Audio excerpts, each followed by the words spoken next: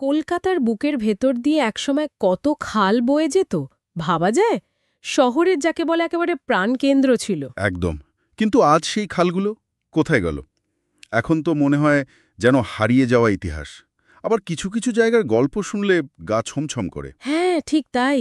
এই লুকানো কলকাতা মানে এই বিস্মৃত জলপথগুলো নিয়ে আজ আমরা একটু গভীরে যাব। আমাদের হাতে থাকা কলকাতার লুকানো জলপথ ও রহস্য বলে যে সূত্রটা আছে সেটার উপর ভিত্তি করেই কথা বলবো।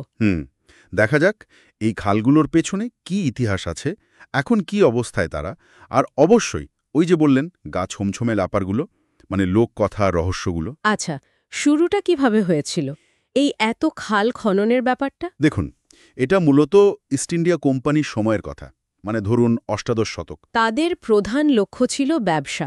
ব্যবসা মানে পণ্য পরিবহন। হ্যাঁ, ঠিক। বাংলার বিভিন্ন জায়গা থেকে চাল, পাট, কয়লা এই সব জিনিস সহজে কলকাতা বন্দরে আনার জন্য জলপথের দরকার ছিল। তখন তো আজকের মতো এত ভালো রাস্তাঘাট ছিল না। তা তো বটেই।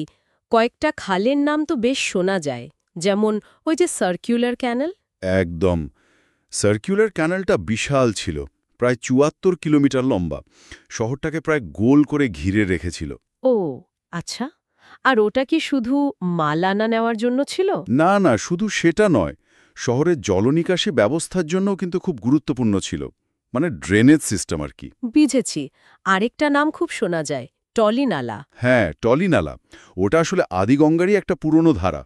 কর্নেল টলি বলে একজন ছিলেন, তিনি ১৭৭৭ সাল নাগাদ নিজের খরচে ওটাকে আবার চালু করেন। নিজের খরচে? হুম কেন? বন্দরের সুবিধার জন্য, মানে হুগলি নদীর সাথে সরাসরি যোগাযোগ তৈরি করার জন্য। এতে কলকাতার নৌবাণিজ্য এক লাফে অনেকটা এগিয়ে গিয়েছিল। বিরাট একটা ব্যাপার ছিল সেটা সেই সময়। তাহলে এত যে গুরুত্বপূর্ণ ছিল এই খালগুলো, এদের এমন দশা হলো কি করে? মানে শুধু রেল বা রাস্তা ভালো হওয়াতেই কি প্রয়োজন ফুরিয়ে গেল? সেটা তো একটা বড় কারণ বটেই। মানে প্রযুক্তির উন্নতির সাথে সাথে জলপথের উপর নির্ভরতা কমেছে, কিন্তু এর সাথে আরও অনেক কিছু যোগ হয়েছে। যেমন?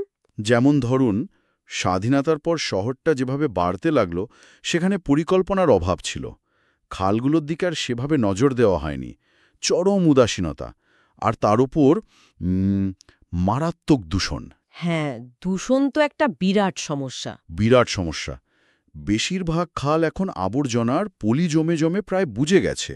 জলের যে স্বাভাবিক স্রোত থাকে সেটাই হারিয়ে গেছে বহু জায়গায়। কিছু কিছু এলাকা দেখলে তো আরও খারাপ লাগে। মানে ধরুন বেলিয়াঘাটা বা এন্টালি, তপসিয়া, কাশীপুর এই সব এলাকায় খালের অবস্থা দেখলে কষ্ট হয়। একসময় হয়তো এখানে অনেক জনবসতি ছিল, ছোটখাটো কারখানা ছিল খালের ধারে। ঠিক। আর এখন জলটা মিশকালো, চারপাশে একটা অস্বাস্থ্যকর, কেমন যেন ভুতুড়ে পরিবেশ তৈরি হয়েছে। এই পরিবেশ থেকেই কি রহস্যের জন্ম? মানে লোকে যে বলে। হতেই পারে। স্থানীয় লোকেদের মধ্যে এরকম একটা বিশ্বাস আছে, মানে লোককথা আর কি, যে এই জলপথগুলো পুরনো দিনের স্মৃতি ধরে রাখে। শহরের কত ঘটনা, কত ভালো মন্দ, সব কিছুর নীরব সাক্ষী যেন। হুম। এই যে অবহেলা, এই অন্ধকার, এইগুলোই হয়তো নানা রকম গল্পের জন্ম দেয়। যেমন ওই সার্কুলার ক্যানালের গল্পটা, অমাবস্যার রাতে নাকি কি দেখা যায়। হ্যাঁ, শোনা যায় যে অমাবস্যার রাতে মাঝে মাঝে একটা অদ্ভুত নৌকা দেখা যায়। মানে কোনো দাঁড় নেই, মাঝি নেই, নিঃশব্দে ভেসে চলে যায়। কে চালায়, কোথা থেকে আসে কেউ জানে না। সত্যি। আর বেহালার দিকেও তো ওইরকম কিছু শোনা যায়, ব্রিজের নিচ থেকে কান্নার আওয়াজ। হ্যাঁ, ওটাও খুব চালু গল্প। গভীর রাতে কোনো কোনো ব্রিজের নিচ থেকে নাকি কান্নার শব্দ আসে। কেউ বলে ছোট্ট বাচ্চার কান্না, কেউ আমার বলে যেন কেউ সাহায্য চাইছে। কিন্তু কাছে গেলেই সব চুপ। আশ্চর্য! এগুলো কি শুধুই কল্পনা, নাকি সত্যি কোনো পুরনো ঘটনার রেশ? বলা খুব মুশকিল। কলকাতার এই খালগুলো একদিকে যেমন ইতিহাসের সাক্ষী, বাণিজ্যের লাইফলাইন ছিল একসময়। একদম। শহরের শিরা উপশিরা ছিল। আর আজ আজ সেগুলো প্রায় পরিত্যক্ত, আবর্জনার ভাগাড় হয়ে গেছে। কিন্তু এই সব লোককথা এগুলো শুনলে মনে হয় এই জলগুলো হয়তো সত্যি অনেক পুরনো স্মৃতি, অনেক না বলা কথা নিজের গভীরে ধরে রেখেছে। হয়তো তাই অতীতের ভার বয়ে চলেছে এই ধীরগতির কালো জল। শহরের এত ব্যস্ততা, এত আলোর নিচেও এই আরেকটা কলকাতা আছে, যার দিকে তাকালে অনেক প্রশ্ন মনে আসে।